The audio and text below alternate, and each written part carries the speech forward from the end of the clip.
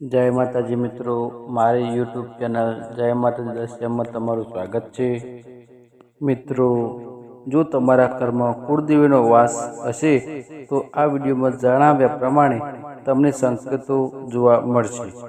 આ સંકેતો સાવ સામાન્ય હોય છે, બસ આ સંકેતોને તમારે ધ્યાનથી જોવા પડે છે। આ સંકેતો તમારા ઘરે રાખેલા મંદિરમાં પણ તમને મળી શકે છે, ઘરના આંગણામાં પણ જોવા મળી શકે છે અને ઘરમાં રહેલા કોઈ પણ પરિવારના સભ્યોમાં પણ જોવા મળી શકે છે। તો આ સંકેતોને તમે કઈ રીતે ઓળખી શકો છો તેની અમને આ વિડીયોમાં વાત કરવા જઈ રહ્યા છીએ। આ જાણકારી આપણા જૂના શાસ્ત્રોમાં પણ આપેલી છે, તે મુજબની માહિતી છે કે ખાસ આ વિડીયો જરૂર સુધી અંત સુધી જોવા વિનંતી છે। આ વિડીયો ઘર અને પરિવાર માટે ખૂબ જ ઉપયોગી સાબિત થઈ શકે છે। આ વિડીયોમાં અમે તમને કેટલાક ખૂબ જ ઉપયોગી સંકેતો જણાવી રહ્યા છીએ। સંકેતોની વાત કરીએ તે પહેલાં એક વખત વિડીયોને લાઈક કરો, શેર કરો અને કોમેન્ટ કરો, જેથી કુળદેવીની કૃપા બની રહે।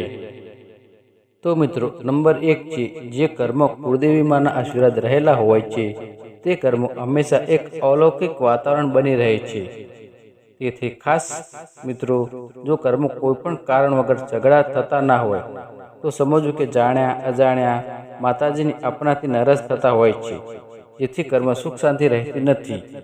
આવા સંજોગોમાં નિયમિત રીતે માતાજીની સેવા પૂજા કરો અને સાચા મનથી કામના કરો કે ઘરમાં સુખ શાંતિ રહે અને સુગંધિત અગરબત્તી પ્રગટાવો, જેથી ઘરનું વાતાવરણ પ્રફુલ્લિત રહેશે અને સકારાત્મક ઉર્જાનો વાસ થશે।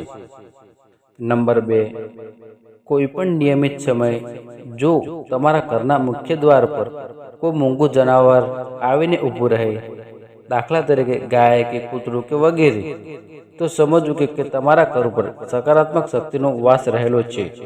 હંમેશા આ પ્રકારના જનાવરમાં સકારાત્મક ઉર્જા હોય છે, ત્યાં આકર્ષિત થતા હોય છે અને તે નકારાત્મક ઉર્જાથી દૂર રહેલા હોય છે, જેથી આવા સંજોગોમાં જો કોઈ મૂંગા જીવ આપણા ઘર આંગણે આવે તો તેમને અવશ્ય ખોરાક આપવો જોઈએ, તેનાથી તમને બમણો લાભ થાય છે।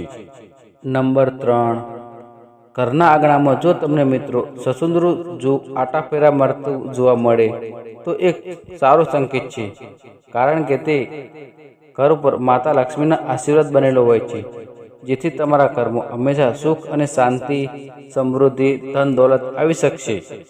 જેથી શાસ્ત્રો પ્રમાણે ઘરના આંગણામાં સસુંદરનું આવવાનું એક શુભ માનવામાં આવ્યું છે। નંબર 4, જો તમારા ઘરમાં કોઈ વૃદ્ધ લોકો છે અને એ નિયમિત રીતે ભગવાનની સેવા પૂજા કરે છે અને દીવો અગરબત્તી પ્રગટાવે છે, તો એ ખૂબ જ સારો સંકેત કહેવાય છે કે તમારા ઘરમાં અપાર માત્રામાં સકારાત્મક ઉર્જા રહેલી હોય છે અને માતાજી પણ આશીર્વાદ આપેલા હોય છે, કારણ કે શાસ્ત્રોમાં કહેવાયું છે કે જે ઘરમાં નિયમિત રીતે વૃદ્ધ લોકો ભગવાનની સેવા પૂજા કરે છે તે ઘરમાં હંમેશા સુખ અને શાંતિ રહે છે। ઘરની અંદરની કોઈ પણ પ્રકારની રોગ પણ પ્રવેશી શકતો નથી અને પરિવાર હંમેશા સુખ અને સમૃદ્ધિમાં રહેલો હોય છે। મિત્રો, આપણા બધાના ઘરમાં એક મંદિર હોય છે અને આ મંદિરમાં આપણે દીવો પ્રગટાવીએ ત્યારે તમે ખાસ નિરીક્ષણ કરો કે દીવો કોઈ પણ કારણ વગર અચાનક જ બુઝાવા લાગે છે, તો સમજવું કે આપણા ઘરમાં કોઈ નકારાત્મક ઉર્જાનો વાસ રહેલો હોય છે। જો આપણા ઘરમાં આવું થવા લાગે તો સવાર સાંજ કપૂર અને ગુગળનો ધૂપ કરવો, તેનાથી કોઈ પણ પ્રકારની નકારાત્મક ઉર્જા હશે તે દૂર થઈ જશે।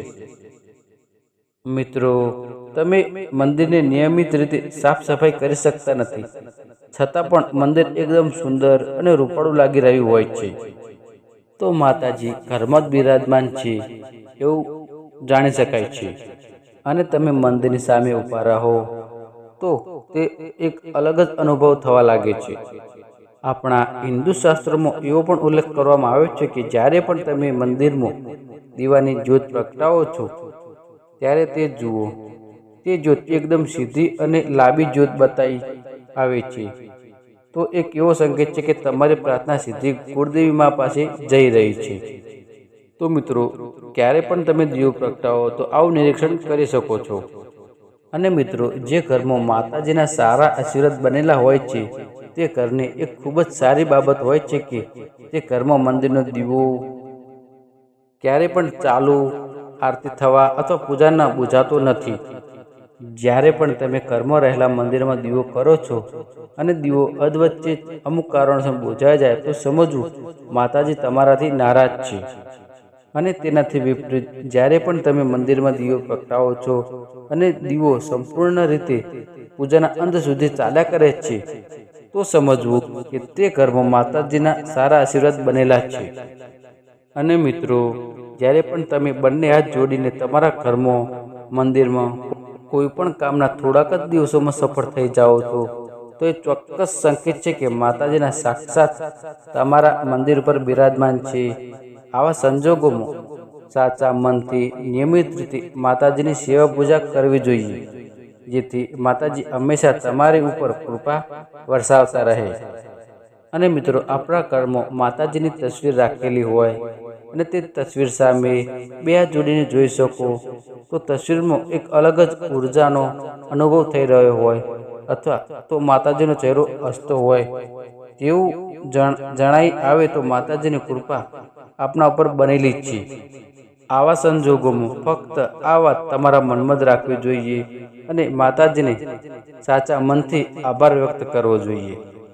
અને મિત્રો, આ માહિતી ગમી હોય તો અમારી ચેનલને લાઈક કરો, શેર કરો અને સબસ્ક્રાઈબ કરો। જય માતાજી।